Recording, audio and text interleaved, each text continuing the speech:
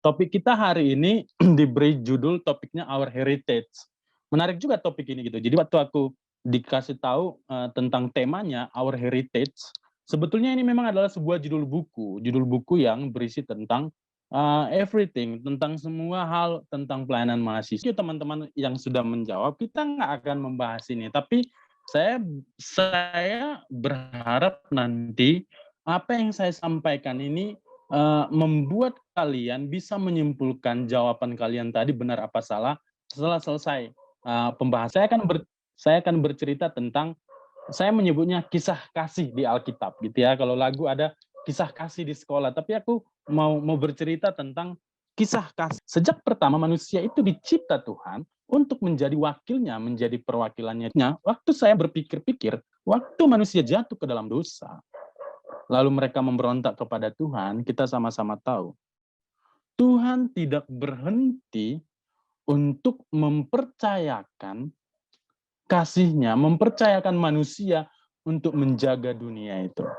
Teman-teman, saya akui, kita sama-sama tahu ketika Adam dan Hawa jatuh ke dalam dosa, kita masih melihat dosa ada, manusia jatuh ke dalam dosa, tetapi Tuhan masih memanggil orang-orang untuk tetap berbuat benar.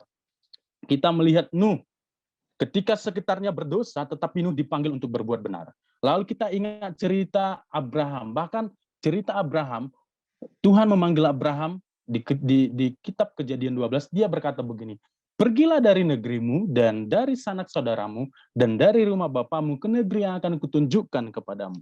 Apa yang disampaikan Tuhan ini kepada Abraham itu adalah sebuah pernyataan ulang. Jadi Abraham dipanggil dari negerinya. Kenapa Abraham dipinta meninggalkan negerinya? Karena negerinya itu adalah negeri berdosa, orang yang menyembah berhala. Abraham dipisahkan Tuhan untuk menjadi wakil Tuhan kembali menyatakan kebenaran, dipisahkan. Lalu singkatnya, ceritanya kemudian, kita kenal Abraham beranak cucu, lalu lahirlah bangsa Israel sebagai keturunan Abraham dan juga bangsa pilihan Tuhan. Bangsa pilihan Tuhan ini kalau kita baca di kitab Perjanjian Lama adalah bangsa yang menjadi wakil Tuhan. Sekali lagi, waktu Adam dicipta, dia menjadi wakil Tuhan. Waktu Israel dibentuk menjadi satu bangsa, mereka juga menjadi wakil Tuhan, menjadi bangsa pilihan Tuhan, menjadi perwakilan itu gagal. Berulang kali bangsa Israel gagal, sekali lagi mereka gagal, sampai akhirnya mereka dibuang ke Babel dan diperbudak. Waktu Israel dibuang di Babel 70 tahun, sekali lagi Tuhan menyelamatkan mereka. Nah, perhatikan ini, cerita yang berulang ini. Bangsa itu jatuh, Tuhan menyelamatkan. Tuhan memanggil orang-orang untuk menyelamatkan. Melalui siapa? Nehemia. Nehemia dipakai Tuhan membawa bangsa itu membangun kembali Israel. Esra dipakai untuk menyatakan firman Tuhan. Sampai akhirnya bangsa itu kembali ke Yerusalem. Tetapi yang menarik sekali teman-teman, kita akhirnya melihat kesetiaan Tuhan mengingatkan bangsa itu sampai akhirnya Perjanjian Lama selesai. Kalau teman-teman belajar sejarah, masa antara Old Testament to New Testament itu adalah ada 400 tahun yang sering disebut masa hening. Tuhan seolah-olah tidak melakukan apa-apa. Bangsa itu, Maleaki, sebagai nabi terakhir, mengingatkan bangsa itu seolah-olah Tuhan sudah meninggalkan umatnya. Menarik sekali waktu aku merenungkan ini. Tetapi kemudian setelah 400 tahun, tiba-tiba berita bahagianya, Tuhan ternyata tidak meninggalkan umatnya yang berdosa. Dan uniknya di perjanjian baru kita melihat Tuhan sendiri yang turun ke dunia untuk menyelamatkan manusia itu.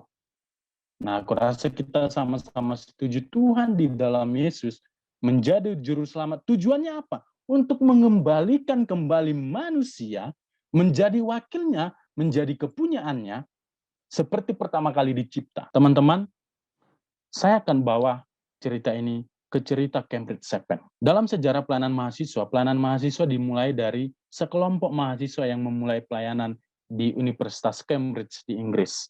Ada 7 orang, ini sangat terkenal, di Cambridge Seven. 7 orang mahasiswa memulai pelayanan, dan akhirnya mereka yang ketujuh ini menjadi misionaris, memberitakan Injil ke Cina.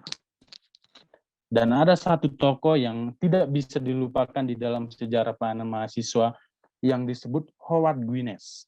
Dia adalah seorang yang mengalami pelayanan di mahasiswa lalu kemudian menjadi misionaris ke Kanada lalu ke Australia, dan itulah cikal bakal. Kalau teman-teman tahu IFES atau Perkantas Dunia, inilah cikal bakalnya. Coba perhatikan ini. Kenapa saya menceritakan ini? Teman-teman begini. Lalu beberapa waktu kemudian 3 orang mahasiswa dari Indonesia pergi ke Australia untuk kuliah. Lalu di sana mereka dilayani di pelayanan mahasiswa Perkantas Australia.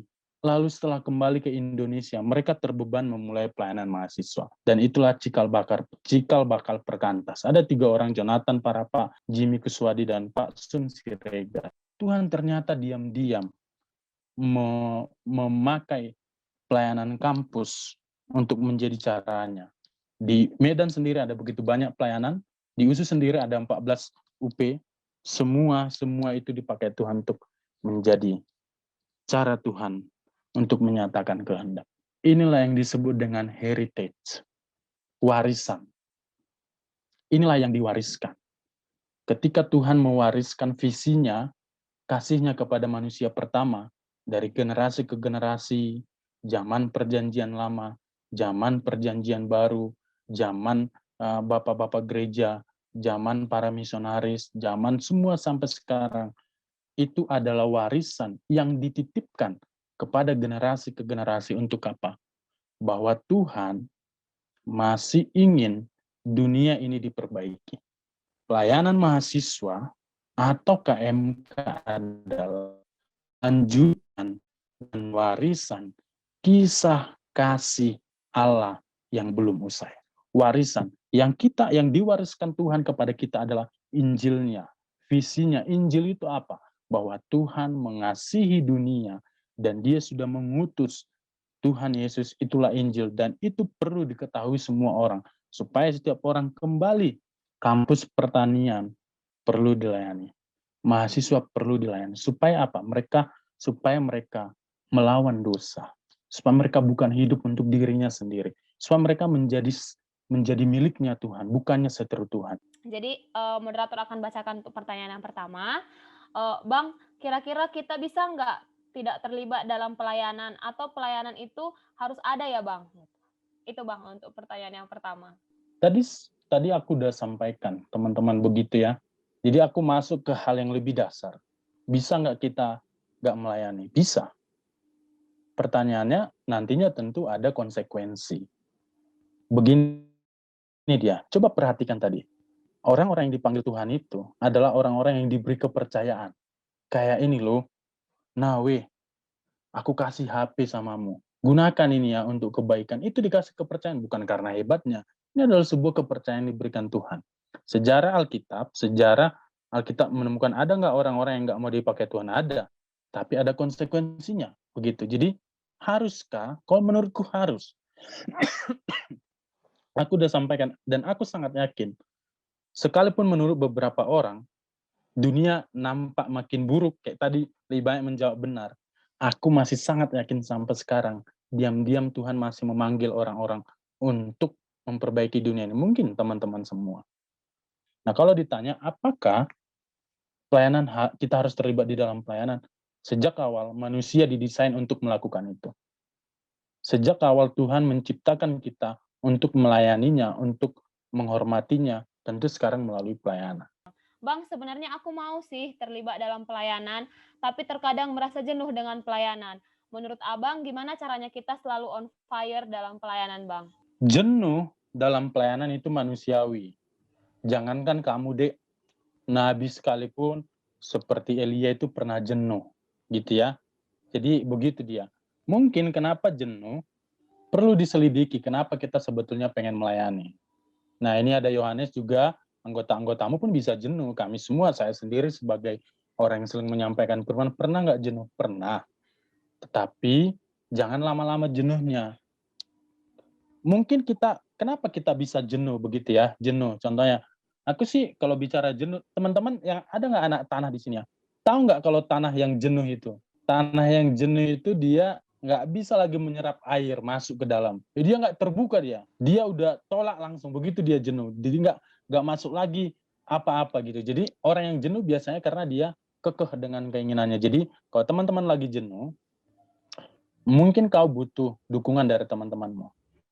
Mohon ampun sama Tuhan, bilang aja, Tuhan aku lagi jenuh, aku ingin istirahat sambil menikmati Tuhan, dan aku pengen, misal tapi buat dongeng sewaktu, misalnya aku mau istirahat 3 hari ini, pengurus misalnya seminggu ini untuk menyegarkan kembali. Dan ada satu titik di mana kalau kita lagi jenuh-jenuh banget nih, kita minta tolong ke orang. Jadi jangan kalau kau jenuh, nggak kau kabari semua orang sampai mampus, nggak ada kabarmu kayak hilang. Ya bilang aja minimal ke PKK, Kak, aku lagi jenuh. Saya harus hati-hati jawab ini ya. Yang pertama gini, bukan tunggu sempurna dulu kita baru melayani. Catatan Alkitab juga memanggil para pendosa untuk melayani. Tetapi begini dia. Jadi bukan dosa juga yang menghalangi kita, tetapi kita juga nggak bisa permisif. Nah tergantung dosanya. Adik-adik begini, tergantung dosanya. Ada dosa-dosa yang memang tidak segampang itu perguso untuk ditinggalkan. Ada yang dia proses panjang. Ada yang dia cepat, contohnya begitu. Misalnya ada yang, apa contoh kesaksian hidup yang nggak baik? Contoh, merokok. Itu kan karena ada sifat ediktifnya, kecanduan, itu nggak gampang untuk ditinggalkan. Mungkin butuh proses. Keterbukaan. Tapi ada juga contohnya yang nggak terlalu sulit untuk ditinggalkan. Misalnya bangun pagi selalu kesiangan, ya itu tinggal effort sedikit aja pun kita udah bisa cakap kotor misalnya. Ada yang sifatnya addiction atau kecanduan, memang perlu berjuang banget nih. Misalnya kayak itu tadi, kayak kecanduan pornografi misalnya. Nah, aku sih itu ke dalam dosa, jangan menghindar dari Tuhan. Problemnya lebih besar itu datanglah ke Tuhan. Mungkin melalui PKK, melalui siapa. Nah, aku ini ternyata mengenali dengan dosa kita berjuang bersama untuk menyelesaikannya. Itu menurutku. Pertanyaannya Bang, jadi menurut Abang, kalau KMK tidak ada, apa yang akan terjadi Bang? Dan bagaimana kalau sedikit orang yang ambil andil dalam pelayanan? Kalau KMK tidak ada, apa yang akan terjadi Bang? Dan bagaimana kalau sedikit orang yang ambil andil dalam pelayanan? Begini teman-teman, kita harus meyakini bahwa Tuhan mau memakai KMK untuk menjadi caranya melayani. Tetapi kalau makin sedikit orang yang melayani, Tuhan pasti akan menggunakan caranya entah seperti apa. Tetapi konsekuensinya ada. Begini dia, waktu Tuhan memilih Israel untuk menjadi caranya, menjadi hamba-hambanya, Israel gagal. Israel gagal dan Israel dihukum. Barangkali juga KMK juga bisa begitu. Kalau apa yang dipercayakan kepada KMK, para pengurus, para PKK, para AKK, dipercayakan pelayanan tapi nggak serius, Tuhan bisa menghukum begitu. Kalau makin sedikit, nah ini adalah sebuah refleksi. Ini adalah kesempatan yang Tuhan berikan kepada kita. Alkitab menceritakan waktu Israel gagal, berulang kali Tuhan memberi kesempatan, tetapi gagal, Tuhan menghukum. Ada waktunya Tuhan menghukum. Nah ini adalah tanggung jawab yang diberikan kepada kita. Para pengurus, para AKK, para PKK, yang saat ini dipercayakan di KMK, aku rasa ini adalah sebuah bentuk pertanggungjawaban. Tuhan bisa pakai yang lain untuk melayani, tetapi selama Tuhan masih berkenan memakai KMK, gunakan kesempatan itu dengan baik. Menurutku begitu. Pelayanan di kehidupan kesaksian hidup yang baik atau melayani di mahasiswa gereja. Nah nggak bisa dipisahkan menurut saya. Ada orang baik-baik aja tapi nggak mau terlibat di dalam aktivitas, begitu ya. Menurutku ini adalah kita butuh aktivitas, kegiatan-kegiatan pelayanan seperti ini menjadi pengurus, karena itu akan membuat pelayanan efektif gitu. Kalau jadi anak baik-baik aja lah gitu ya, tapi nggak mau jadi pengurus, lalu siapa yang akan mengelola gitu? Atau yang kedua, ada orang suka sekali melayani, aktif sekali jadi pengurus lah, jadi pemusik lah di gereja atau apa, tapi hidupnya nggak beres gitu. Jadi dua-duanya harus seimbang teman-teman. Dan semuanya adalah proses. Jadi beri dirimu menjadi pengurus, jadi kita nggak bisa bedakan. Nggak bisa dipilih itu. Dua-dua harus dilakukan. Lalu kita bertanya, kenapa harus mahasiswa kan gitu ya? Kenapa seefektif apa KMK ini? Seefektif apa pelayanan mahasiswa? Kita bisa melayani gereja, bisa. Kita melayani di mana aja bisa. Tapi seefektif apa sih pelayanan mahasiswa ini? Kenapa kita pelayanan mahasiswa ini unik? Kalau aku bilang unik dan penting gitu ya. unik dan penting. Nah, ada sebuah pernyataan yang disampaikan oleh Charles Habib Malik Sheikh the World. Jadi universitas itu adalah tempat yang sangat strategis untuk menjadi kegerakan, untuk menjadi tempat kegerakan melayani dunia. Karena apa? Karena di universitas itu berkumpul orang-orang dari mana aja, dari jurusan mana aja, yang akan kembali ke banyak hal. Jadi di sana berkumpul calon-calon dokter, di sana berkumpul calon-calon anak pertanian, di sana ngumpul anak-anak teknik. Jadi dari berbagai berbagai bidang ya kan. Jadi kalau di gereja kan dia kebanyakan homogen dan itu yang pertama. Terus yang kedua juga dari suku. Ada yang orang Nias, ada yang ini dari berbagai tempat. Ada yang dari Porsea kayak aku misalnya, ada yang dari Jakarta, Jawa macam-macam. Jadi dia sangat efektif begitu, sangat efektif berkumpul dan disampaikan di sana, dibuat juga gereja bisa melakukan itu, tetapi gereja harus tidak seefektif pelayanan mahasiswa. Karena apa? Karena mahasiswa itu beragam orangnya. Change the university, so you change the world. Dia bilang begitu. Ubahlah universitas, maka engkau akan mengubah dunia. Universitas maksudnya ubahlah mahasiswa, maka engkau akan mengubah dunia. Coba lihat gambar berikut ini. Nampak ya? Kira-kira gambar siapa ini yang kalian lihat? Jokowi. Ah, that's right. Betul. Inilah kekuatan mahasiswa, teman-teman. Tidak ada yang pernah membayangkan seorang mahasiswa yang pecinta alam begini dulunya nggak jadi apa-apa. Tapi dia punya potensi menjadi orang nomor satu di Indonesia. Bang, muluk-muluk lah, janganlah muluk-muluk. Kayaknya dari tempat ini nggak ada yang akan jadi presiden, betul. Tetapi paling nggak, kita meyakini bahwa semua mahasiswa akan menjadi calon pemimpin. Dengar student today, leader tomorrow gitu. Jadi kita ini sekarang belajar, di masa depan kita akan menjadi pemimpin, student today leader. Tentu kita membutuhkan pemimpin yang berkualitas. Ini yang kita inginkan melalui pelayanan kita. Pemimpin berkualitas itu pemimpin yang seimbang. Dia memiliki, kalau orang game sih bilang tepat sih, tinggi iman, tinggi ilmu gitu. Jadi orang yang nggak cuman pandai, tetapi dia juga takut akan Tuhan gitu. Karena begini, ada orang pandai banget dia, tetapi nggak punya moral, dia korupsi. Nah karena itu mengutip apa yang disampaikan oleh Dr. Isabel Magalit, teman-teman di dalam buku Our Heritage, yang tadi aku sampaikan, Our Heritage itu sebuah buku. Ada satu artikel yang sangat terkenal yang ditulis oleh Isabel Magalit. Isabel Magalit itu adalah seorang perintis pelayanan mahasiswa di Filipina. Dia menulis satu artikel yang terkenal berjudul I Have a Dream. Dia bilang begini, I have a dream. Aku punya sebuah impian. Saya memimpikan bahwa dari dunia mahasiswa, bangsa ini akan muncul pria dan wanita yang mengasihi Tuhan Yesus lebih dari apapun dan membenci dosa lebih dari apapun. Inilah mimpinya. Inilah mimpi kita juga. Pernah nggak dengar istilah mengasihi Yesus lebih dari apapun dan membenci dosa lebih dari apapun? Inilah pernyataan Isabel Magalit. Inilah sebetulnya juga yang kita harapkan melalui pelayanan mahasiswa melalui KMK. Inilah perjuangan kita.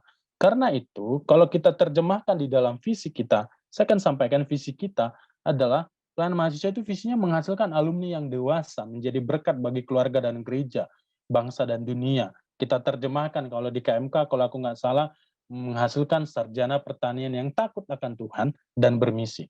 Siapa itu? Kamu, aku, dan kita semua itu yang kita harapkan. Karena apa? Karena kita ingin dunia ini diperbaiki. Kita ingin kehidupan ini lebih baik. Lalu bagaimana mencapai ini? Teman-teman, itulah yang dicapai dengan misi, yang sering disebut dengan pemuritan atau 4P. Mungkin beberapa sudah tahu, sudah sering, tapi aku mau mengulangi, ini kita lakukan melalui 4P. Penginjilan, pembinaan, pelipat gandaan pengutusan. Penginjilan kita beritakan Injil, lalu kita bina kelompok kecil, melalui pengisian seperti ini, lalu pelipat gandaan. Teman-teman yang AKK sekarang berharap jadi CPKK, lalu berharap jadi PKK, lalu kemudian nanti diutus menjadi alumni. Inilah yang kita harapkan. 4P ini. Ini yang kita harus perjuangkan terus menerus. Kalau ada AKK di sini, kau join di kelompok kecil, ini bukan hanya sekedar wah ikut-ikutan punya orang, tapi ada yang kita harap. Dalam satu artikel bahwa plan mahasiswa itu adalah seperti sebuah proses. Nah, perhatikan di sini, seperti sebuah proses. Nah, Seperti sebuah proses, ada input dan output-nya. Input-nya adalah kita masuk ke kampus, para siswa, lalu diproses, teman-teman, kita diproses melalui proses 4P tadi, Injil diberitakan, lalu kita ikut kelompok kecil, dibina, mau terbuka. Proses-proses inilah yang menyiapkan para mahasiswa menjadi orang-orang berpengaruh di masa depan. Sehingga ada output-nya, sarjana atau alumni-alumni yang menempati bidang yang baik nanti di sana. Dan untuk melakukannya maka tentu dibutuhkan pertolongan, takut akan Tuhan Allah Tritunggal, tetapi juga ada operator. Operator itu siapa? Itulah orang-orang yang dipakai Tuhan, para PKK, para pengurus yang menggerakkan proses itu berjalan demikian. Lebih baik, makin baik atau makin buruk itu dipengaruhi oleh para pemimpin-pemimpinnya, dan tanggung jawab kita ada di dalam. Saya sangat yakin, sekali lagi sangat yakin, Tuhan sampai hari ini masih memanggil orang-orang untuk berjuang melawan dosa. Kalau mimpinya sangat besar, apa yang diharapkan dari pelayanan mahasiswa sangat besar, seperti apa kualitas kita sebagai mahasiswa hari ini? Adik-adik semua. Inilah prosesnya. Jangan kita harapkan kita bisa menjadi alumni yang wow nanti, tetapi di mahasiswa kita nggak memupuknya. Di sini kita nggak mulai disiplin rohani kita dengan baik, kita nggak berjuang untuk melakukan hal-hal yang dari kecil. Salah satu bahaya besar yang dihadapi pelayanan mahasiswa dan kegiatan-kegiatan Kristen lainnya adalah menjadi lembaga yang kehilangan visi. Generasi penerus melanjutkan kegiatan yang ada. Yuk nih lagi hobi-hobinya kelompok kecil, kelompok-kelompok kecilan yuk gitu. Jadi hanya sebatas melanjutkan kegiatan, namun kehilangan semangat yang mendasari gerakan tersebut. Nggak tahu kenapa kita harus ikut. Nama, dukungan keuangan, program masih ada, tetapi orang-orangnya tidak lagi berpegang pada visi yang sama dengan para pendirinya. Mereka meneruskan tradisi hanya secara pasif, bukan karena mengalami sendiri dorongan dan pimpinan Roh Kudus. Akhirnya terjadilah kekecewaan, kehilangan motivasi, dan gerakan Kristen tersebut. Maka pertanyaan terakhir di slide terakhir ini adalah, teman-teman maukah saudara terlibat di dalam warisan Tuhan ini? Oh ini menarik ini, our heritage. Mau nggak terlibat di dalam warisan yang Tuhan titip ini? Tidak ada perubahan yang berarti dalam diri saya. Saya belum merasakan pemulihan. Kenapa ya, Bang? Nah, begini adik-adik. Inilah kalau kita terjebak dengan aktivitas. Masih ingat cerita ahli-ahli Farisi yang ditegur Tuhan karena apa? Mereka hobi melayani tapi tidak mengalami perubahan. Mereka suka tampil, tetapi mereka hanya untuk mencari keuntungan, mencari pujian, mencari penghormatan, tapi mereka tidak mau memperbaiki dirinya. Nah, adakah orang-orang yang melayani tapi hidupnya tidak beres? Ada. Karena apa? Karena motivasinya. So, apa motivasi kita teman-teman begini? Sering sekali kita lebih gampang menggurui orang, tetapi kita nggak mau digurui. Nah, aku rasa kalau kita serius terbuka kepada firman Tuhan, kita terbuka dikoreksi firman Tuhan, aku rasa kita akan mengalami perubahan. Saya benar-benar mengalami itu gitu. Teman-teman aku rasa, kecuali ya kita memang nggak menyediakan waktu dikoreksi Tuhan ya. Gimana caranya supaya bisa 100% studi dan 100% pelayanan, Bang? Berarti Bang. jadi 200% ya, berarti 2 kali lipat lah kita. Nah, begini dia, aku rasa kita harus mengoreksi hidup kita sekarang. Ada yang ketimpang-timpangan memang, ada yang